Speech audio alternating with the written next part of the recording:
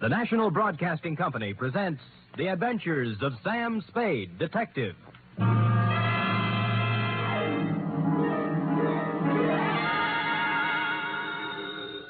Sam Spade Detective Agency. Me, sweetheart. How was your vacation, Sam? Who said it was a vacation? Well, I thought you said you were going skiing for a weekend. With me, F, it's always work. Do you know you can get killed on skis? If you say so, Sam. Yes. Most people just break their legs. Most people pick some easy little slope, the cowards. But I know a ski run up near a town called Lucerne that's sudden death. I know a ski run called the Backbreaker. Really? How dull. And one they named Suicide Drop. Effie, stop trying to top me. You just can't. This was the deadliest ski country ever seen. You just sit there while I do a Christiania swing down Market Street, a Gelände sprung up the stairs, and a telemark right through the door with a tale I took out of the deep freeze only last night. The Chateau McCloud caper.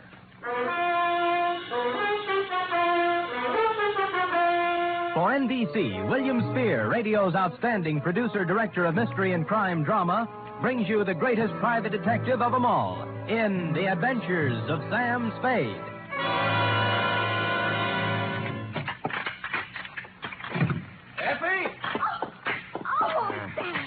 Take off those skis. I just wanted to prove I could do it. I did a herringbone up the stairs. And those clothes. I'll just bet you've rented all those things, Sam. You were never in the snow country at all. So, you don't believe me, huh? Well, here, doubting Effie, I brought you proof. And don't tell me I rented this. A snowball. Yes. Sam! A real snowball. Yes, I brought back two of them in a thermos box. Where's the other one? I threw it at a policeman. It was freezy, soaked with water and ice. Oh, Sam, you're wonderful. I can't believe that you had trouble this weekend. Oh, no? You cut that snowball open and you'll find a blood-stained bullet inside of it. And behind the bullet lies a tail. Ready? I'm always ready, Sam. Yes. Date, fill at M2, Sierra County Sheriff's Office, Lucerne, California. From Samuel Spade, San Francisco, license number 137596. Subject, the Chateau McCloud caper. Dear Sheriff, you run a neat little county up there at Sierra, and I hate to be snide, but when my train steamed into the cold mountain air of your lovely little village of Lucerne, I knew the chill of death was afoot. It had to be. The place was too beautiful to last. The background hills were right out of the Alps, the snow from Grandma Moses, and the rustic buildings that snuggled under the mantle of white were just too cute for words. It was abnormally perfect. Something had to give. What? You were the only young man who got off the train. Are you from McCloud? Well, I'm supposed to find a Chateau McCloud. Oh, what do you know? I got the right man on the first try. Good. Rufus sent me down to pick you up. You could pick me up almost any time. Well, that took a little chill off the day. Shall we go? Ooh, mush. Mush.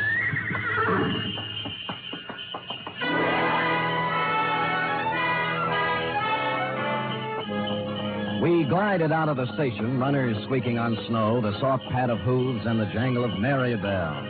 We had a bearskin lap robe. It was a short bear, so we had to move close. Her cheeks were apple red, and her silk brown hair flowed in the stanking breeze. Oh, it was a scene that will forever be etched in my memory.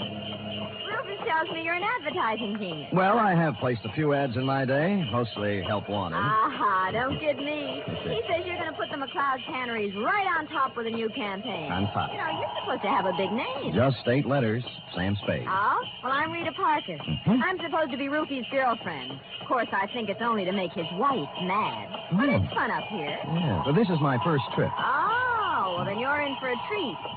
That is, if abnormal psychology appeals to you. What does that mean? The McCloud guest register is always full of dynamite. Oh. For example, this weekend reads thusly. Rufus McCloud with half of the money in the world trying to get the other half. Good. His wife, who has an interlocutory decree. Mrs. Interlocutor. Yeah, Cora. Yeah. Her boyfriend, Paul Endicott, gigolo type. Charlie Allison, co-worker and friend to Rufus. He's a food technician or something dull. So. And then there's Tozier Svenborg, ski instructor, who comes down like a wolf on the fold. And people like that. Yes, well, I'll never remember all the names. I'm in the ad game, you know. It's initials to me. I call people, RL, TS, NTG, and, you know. Well, the names don't mean a thing. Just remember this. Every 30 seconds, duck. I beg your pardon?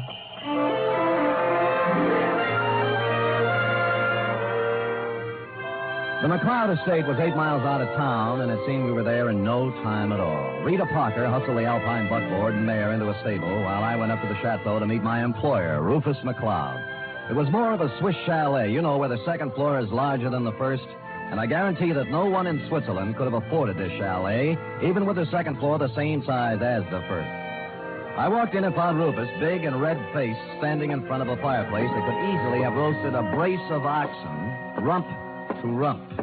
Of course, you're Sam Spade. I am, Mr. McCloud. Well, you came at an opportune time. There's no one around to overhear our conversation. I suppose you wonder why I hired a detective for a place like this. Well, not especially. I go where the people go, and the money. You'll be paid well for your time and trouble. I must be quick. In essence, this is my situation. Yes. Earlier this week, I received an anonymous letter saying that if I invited the guest list I'd planned for this weekend, there might be serious trouble. Here's the letter. Keep it to yourself. It's a Los Angeles postmark. I see. Well, we might start by tracing down this typewriter through an L.A. detective agency. Every one of my charming guests is from Los Angeles. One of them wrote it, if you ask me. Very likely. I want to know who wrote it, if I can, but more than that, I wonder what serious trouble the writer is referring to. The girl you sent to pick me up said you had a very volatile group of people assembled. Perhaps they're high-strung individuals, but they're civilized. I'm sure their conflict would never get beyond a cutting phrase or two, or perhaps a punch thrown here or there. Well, then you really don't believe you'll have any trouble? I don't know. I thought it would be advisable to have a man like yourself around. Yes. One who deals in trouble professionally. Perhaps if things do get out of line, you can help repair the damages or even prevent things from occurring. Well, I'll do my best, Mr. McCloud, but it's not easy to look for something when you don't know what you're looking for. Here they come, Spade. Oh. Back from the ski runs. Oh. I told them you were handling an advertising campaign for my canneries.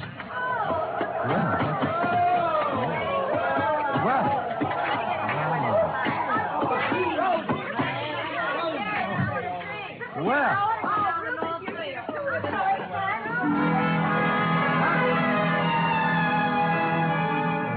They came stamping in, pulling off gloves, unzipping parkas, and if it hadn't been for the grown-up dialogue, looking all the while like a group of carefree children, it was hard to believe that the chill of death was also in them even then. I couldn't keep my eyes off one of the particular members of the group, Mossberg ski boots, Chinese vermilion downhill pants, and a candy-striped parka, which she now pulled over her lovely head. The sweater she wore underneath was, I'm sure, designed for someone much smaller. A dachshund, perhaps? The advertising man you've been telling me about, Ruth? Oh, Mr. Samuel Spade, my half-wife, Cora. Half? Well, how do you do? Glad you came, Sam. We can always use another sport in the crowd. Hey, everybody, shut up! Introducing the incomparable, fabulous Mr. Samuel Spade. Hiya, Sam. I'll give him your pass, Sam. Me, Paul Endicott, Rita Parker, Charlie Allison, Toja Svinborg. Charlie's the one who doesn't ski. I'll take snowshoes any day. I can't get anywhere in snowshoes. You've heard, perhaps, of the tortoise and the hare? Rufus, ring for some drinks. Tom and Jerry's, hot toddies, coffee, God, something. We're having hot buttered rum. The stuff's warming in the kitchen. Well, get it up, get it up. Right away, Cora. And as for the rest of you, ready? A one, a what? two, a three. What? Oh, yeah. Oh, May, shout till the rafters ring. Stand and drink a toast once again. Let every loyal May man sing. Oh, do-de-do-de-do. They took up the song with a gusto, lifting imaginary drinks into the air, and it was all very jolly. For a party that was supposed to be fraught with danger, this one certainly started out in just the opposite direction. The drinks came, and things got even merrier. Lunch was served, and afterwards I slipped into some outdoor gear and strapped on some skis. Everybody scattered different directions. Rufus McCloud and I skied to a place 3 miles away called the Halfway Cabin. Between the chateau and the cabin was a small lake called Royal Lake, completely frozen over. Rufus stood in front of the cabin, firing a .30-30 at a target set up down in the woods to the east. What do you see through the glasses, Spade? 2 bullseyes and nothing outside of the 8-ring. That's great offhand shooting at this range and standing on skis. Well, I can do much better than that. Watch this. See that silver tip on that big Norwegian fur over there? Yeah? I'll cut it off. Hey, look out! What? What? Well, he came swooping out of nowhere, Spade. I swear he did. Oh, I think he hit him. Who is it? It's Paul Endicott.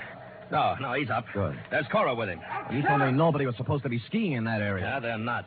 Well, here he comes, and he looks plenty mad. What do I care about him? He's just after Cora for the money I give her, that's all. You might have killed me, you stupid fool. You weren't supposed to be skiing there, Endicott, and it was an accident. Yeah? Well, that was no accident. All right. Knock off the punches. You keep out, or I'll throw one at you. Oh, that I'd love. Paul, now stop it. And the rest of you, quit acting like children. Your boyfriend threw a sucker punch at me, Cora, and even if he is my guest, there's a limit to hospitality. I don't call one punch and even trade for a 30-30 bullet. You aren't hit, so don't start crying. Rufus, I've the feeling you wouldn't mind if he were hit. You wouldn't mind at all. Paul, I've just decided I don't like you without a mustache.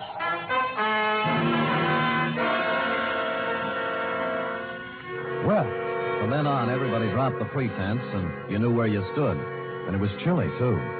Later in the day, we were all back at the Chateau again, and Paul Endicott wove his delicate variation on his main theme. I'll knock your block off. I tell you, Mr. Endicott, you have some delusions. I have no delusions, Tozier. I've seen the way you look at Cora, the way you two are always trying to lose me on the trails. Some people ski faster than others. Yeah, well, let me tell you something. The next time you try to wolf this girl, it's going to be your last. I'm nobody's wolf. I'm a ski instructor. That is what I was hired for. Well, stick to what you were hired for and knock off the extracurricular activities. I don't have to take this kind of talk from you. Anything you'd like to do about it? As a matter of fact, there is. Fellas. Get it.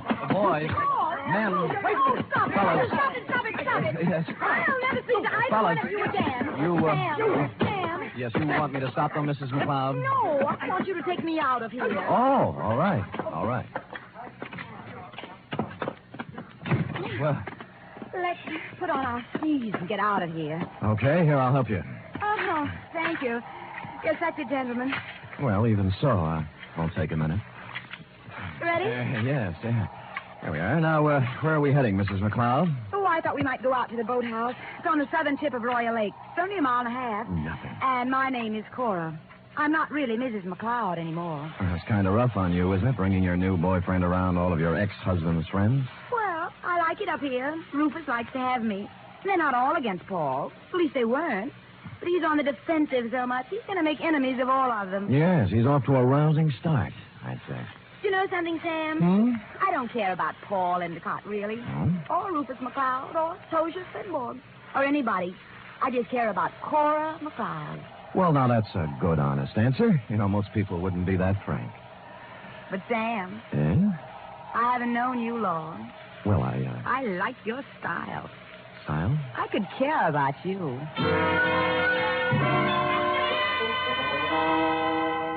It broke my heart not to stop right there on the trail and kiss her because that's what she wanted me to do. So that's why I didn't do it. And I'll never turn down anything better.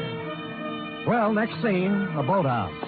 And when we got there, it was not at all the way I thought. A food technician and close friend of Rufus McCloud was there, working on something that baffled me at first.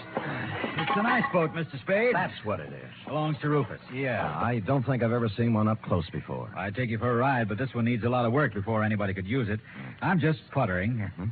What prompted you to come out here, Cora? Because Paul and Tozier Spade got in a fight over me, and I got tired of the whole thing. Sam and I went out for some air. Oh. Well, glad you did. I was getting a bit lonesome. You see, Sam, they always leave me in a cloud of snow on their skis, and I just plod along on snowshoes all by myself. Well, maybe we can go walking together sometime. I used to be able to shake a pretty good snowshoe. It's a deal. Tomorrow morning, I'll show you the place.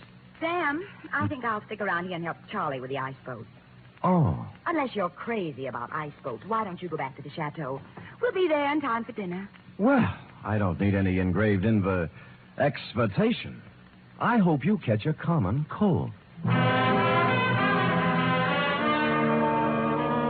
The trouble with that girl was that she only wanted one man at a time around her. Back at the Chateau, there was no one but the cook, the Marjorie Main part. Too tall. As supper time approached, Rufus came in, then Rita, then Cora, then Allison, and finally Tozier, in that order. And the order is important, because you see, nowhere in the list is the name of Paul Endicott. He didn't come in for supper, nor for the next 3 hours. It was dark by then, and Rufus McCloud was worried about Endicott. So we fanned out in a searching party. I was alone when I found him. He was lying in the snow, 300 yards west of the halfway cabin. There was a 30-30 slug in him. Period. End of Paul Endicott.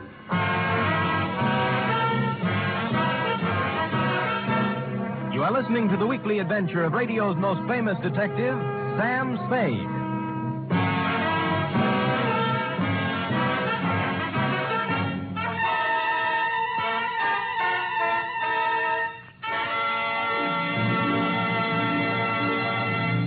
This Sunday, Cary Grant and Betsy Drake star in the second of the new Mr. and Mrs. Blandings series over most of these NBC stations. The delightful tribulations of Jim Blandings and his wife Muriel as they built their famous dream house entertained millions as a novel and then as a motion picture. And now you can follow the further adventures of Mr. and Mrs. Blandings every Sunday on NBC. And Sunday also means your weekly visit with the hilarious Harrises on the Phil Harris Alice Faye Show.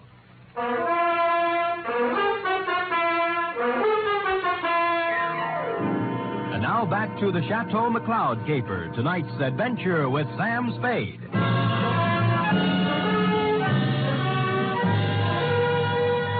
There were no ski marks near the body of Paul Endicott, just his own. Somebody had drawn a bead on him in the dust from some distance. I started to look for the rest of the searching party and then changed my mind. If the body of Endicott wasn't found, the murderer might wonder what happened to it, get worried, and make a mistake.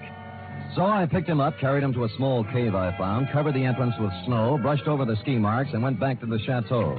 One by one, they all showed up, discouraged. Oh, we can't give up. We have to keep looking. I know how you feel, Cora, darling.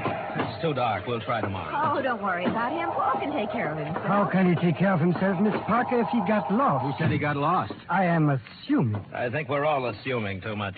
I'm sure that it's nothing to worry about. If I know Paul, he'll show up tomorrow with some tall tale to tell. What do you think, Mr. Spade? What does an advertising executive know? Cora, your manners. A sponsor might be listening. Oh. Well, I'm sorry, Sam. I'm upset. Okay.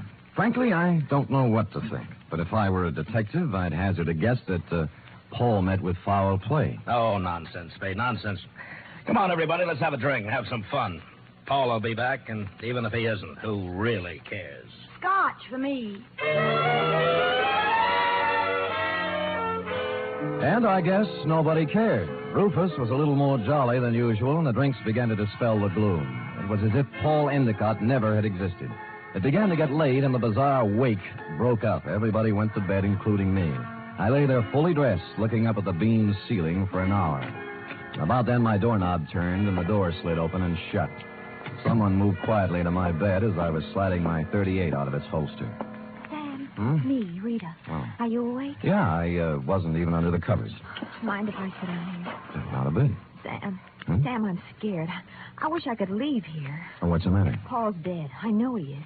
He didn't mean anything to me one way or the other, but I know he's dead. Anything to back up your feeling? I guess not. It's just something I'm sure of. Why'd you come to me? Because you're really a detective, and I know it. Oh, me? Oh, now, you handled a case for my father once. You just don't remember me. All right, I'm a detective. Rufus hired me because he expected trouble. Sam, I'll tell you something about Paul. Yeah? Cora didn't really like him. They were always fighting. She only cares about herself, so she said. Tell me, what kind of a car does Paul drive? It's a yellow convertible, but it's still in the garage. I checked. Any other cars missing? No, they're all there. Oh, and I found out something else. What? Before supper, there was a gun missing from Rufus's gun rack. It's back now. Mm-hmm. Anything else? That's all I know, Sam, except that Paul's dead. I know it. I wish I'd never come up here.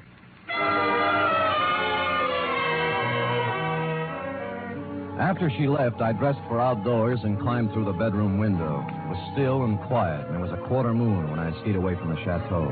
I wanted to look the land over myself before the next day, when the clues, if any, were trampled into the snow. When I passed the northern tip of Royal Lake on the trail to the halfway cabin, I saw a new set of ski tracks heading into the woods where I'd found Endicott's body. I followed them, and they went right to the cave where I'd hidden him. And he was gone. I was standing there, pondering this, when I thought I saw something move in the trees to the west of me. I stood stock still. That was a mistake. A bullet splintered a tree next to me, and I shoved off as fast as I could. There was no second shot. I circled around in the trees trying to catch sight of someone. Nothing. I kept in the shadows and made for the halfway cabin. It was dark and quiet, at least until I opened the door. I tried, but he had the advantage of surprise and some kind of a club. I ended up on the floor with someone sitting on my chest. All right, I have your gun. You make one wrong move, Spade, and I'll use it. It's got bullets in it and a hair trigger, so be careful. We could use a little light.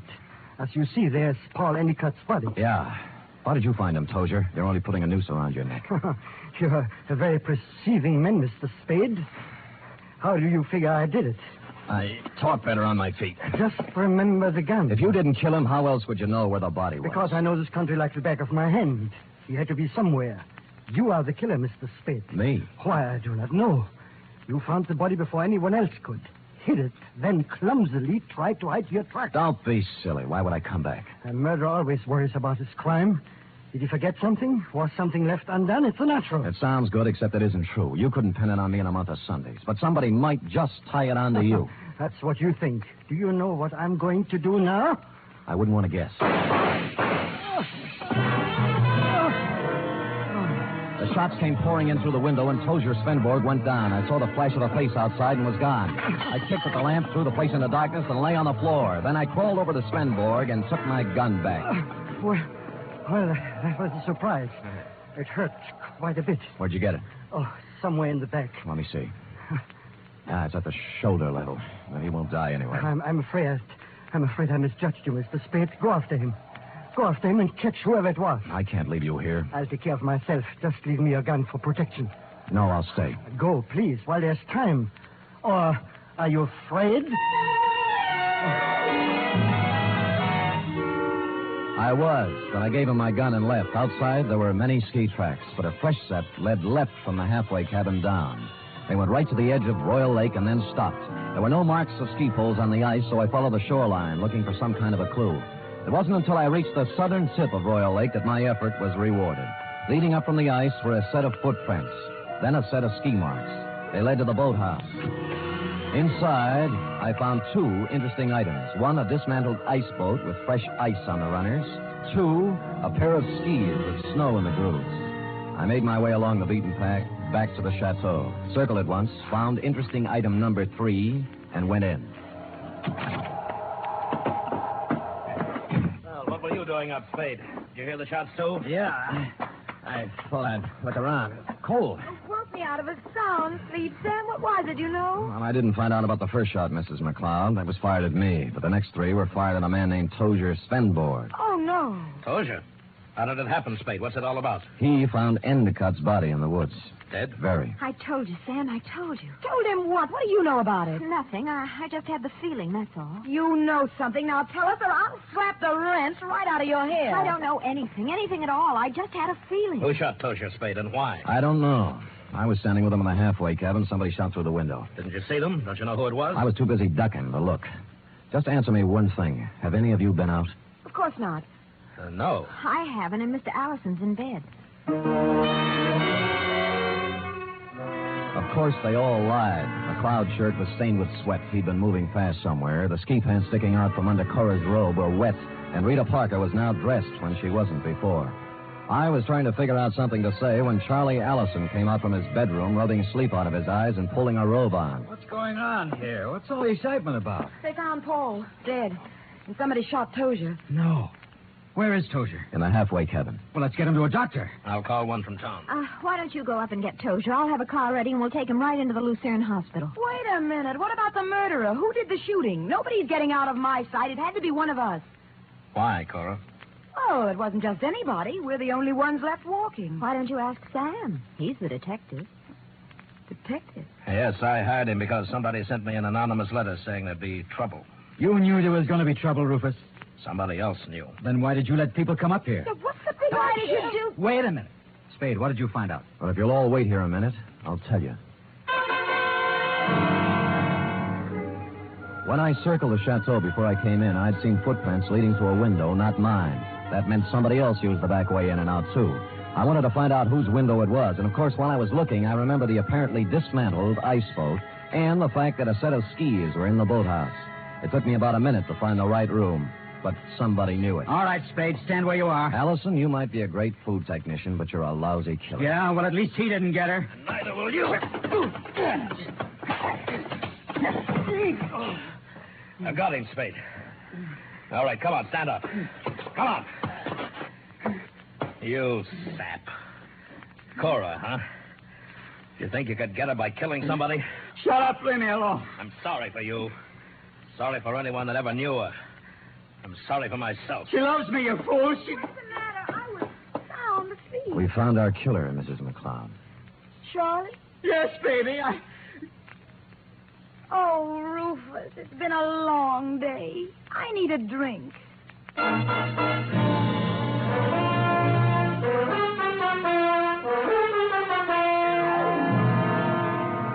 And that goes to show you how cold it can get in the snow country. F. Period. End of report. Sam, why would a man do anything like that? When he knew he couldn't get away with it? Because he was stupid, Effie. People must have told him 1,000,000 times. If they told him once, crime just doesn't pay. No.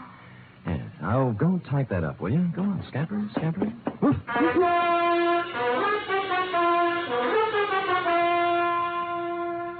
3 chimes mean good times on NBC. Here's news of 2 important musical events.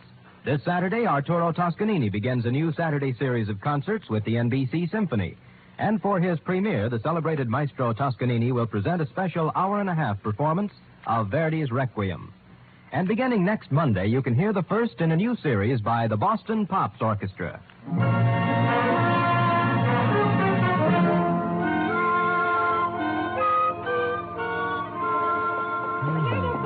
All typed up.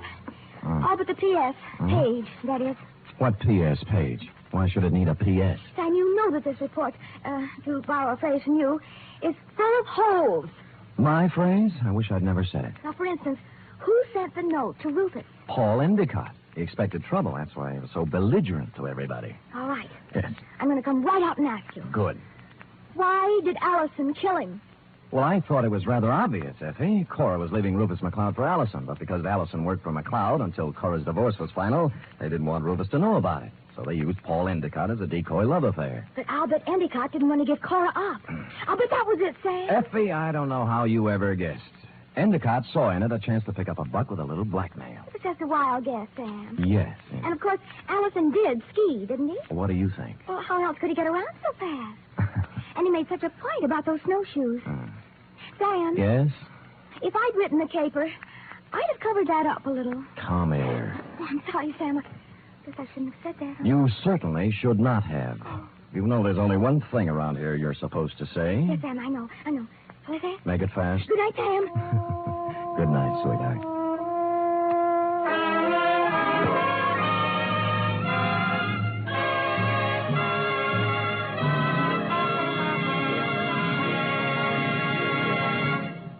The Adventures of Sam Spade are produced, edited, and directed by William Spear. Sam Spade was played by Stephen Dunn. Lorene Tuttle is Effie. Script for tonight's adventure by John Michael Hayes. Musical scoring by Lud Gluskin, conducted by Robert Armbruster.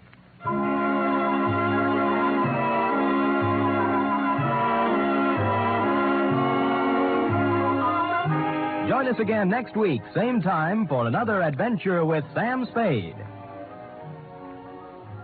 Do you keep an appointment book? In 1950, 30,000 people kept an appointment they hadn't bargained for with infantile paralysis. And 4 out of 5 of these were helped with March of Dimes money. We must go on helping, yet we also must be prepared for what may come in this year. March of Dimes is your way of fighting infantile paralysis. Give all you can to your local March of Dimes headquarters. Join the 1951 March of Dimes today. The Magnificent Montague next, then at Stuffy's Tavern on NBC.